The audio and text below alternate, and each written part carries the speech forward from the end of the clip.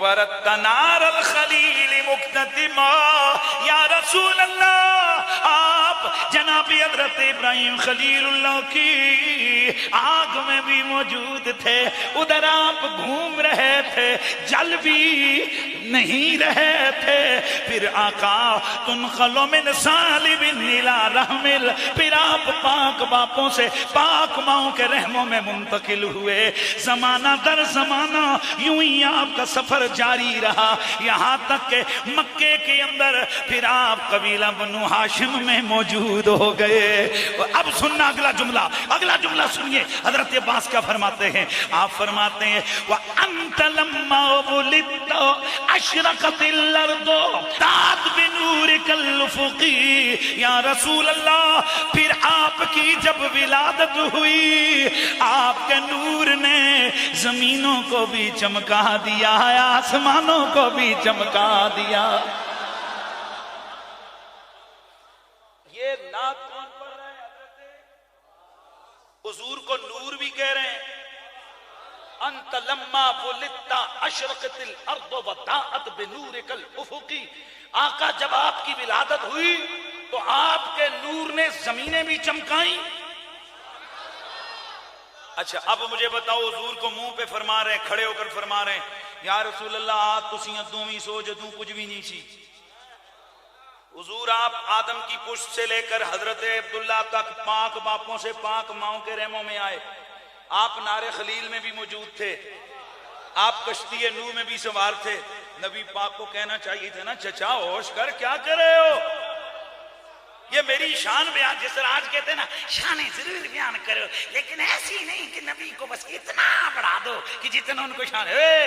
حضور کو چاہیے تھا نا فرماتے چچا یہ کیا کہہ رہے ہو، میں تو بس آگے عبداللہ کا بیٹا ہوں، آمنہ کا لال ہوں، میں آگے عبد المطلب کا پوتا ہوں، تمہارے سامنے آگے تمہارا بھتیجا ہوں، یہ تم کیا کہہ رہے ہو؟ پر نبی کو بھی پتا تھا کہ میرے چچا کو میری پچھلی شانوں کا بھی پتا ہے۔ میرے سنیوں کا ثابت ہوا کہ جب حضور آئے تھے تو کائنات میں نور ہی نور ہو گیا تھا۔ میرے حضور پاک باپوں سے پاک ماؤں کے رحموں میں منتقل ہوتے رہے، میرے حضور تب بھی تھے جب کچھ نہ تھا۔ تو اب بتا احمد رضا نے جو نبی کی نعت لکھی کیا یہ ترجمہ نہیں ہے میرے نبی کے چچا کی نعت کا؟ اسی لیے تو میرے اعلیٰ حضرت فاضل بریلوی فرماتے ہیں کہ وہ جو نہ تھے تو کچھ بھی نہ تھا، وہ جو نہ ہو تو کچھ بھی نہ ہو، کیوں کہ جان ہے وہ جہان کی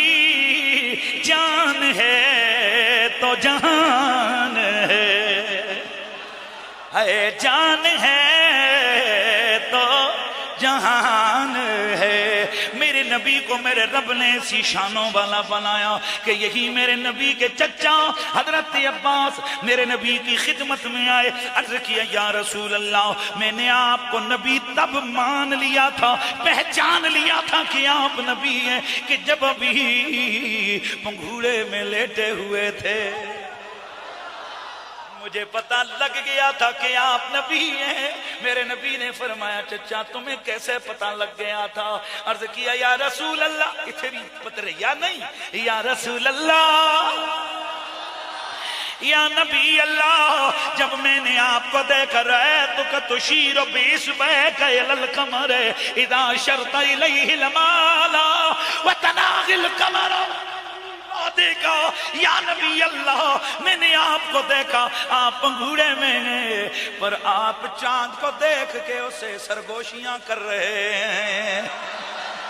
اور اللہ کے نبی وہ چاند آپ کی اتنی عزت کر رہا تھا،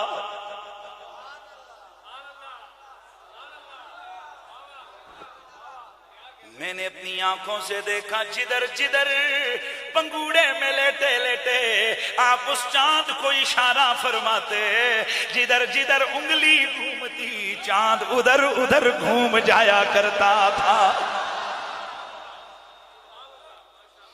میں کوئی سمجھان لگا، انشاءاللہ میں جب رزلٹ اینڈ کروں گا آپ کو سمجھ آئے گی میں کہاں سے کہاں لے کے آ رہا۔ میرے نبی نے فرمایا میرے سونے چچا یحدثنی و احدثہ، میرا دل کرتا کہ میں کسی بات پہ رو پڑوں، یہ مجھے لوری دیتا، یہ مجھے لوری دیتا اور یہ مجھ سے باتیں کرتا، میں اس سے باتیں کرتا۔ اگلا جملہ سنو گے آپ کو ایک دفعہ طبیعت خوش ہو جائے گی۔ اور اے میرے چچا، وہ جب کبھی شام کے وقت یہ چاند اللہ کے عرش کے سامنے سجدہ ریز ہو کر اللہ کی تسبیح پڑھتا تھا تو تمہارے یہ میرے چچا تمہارا نبی اس چاند کی گڑ گڑانے رونے اور تسبیح کی آوازوں کو کانوں سے سنا کرتا تھا۔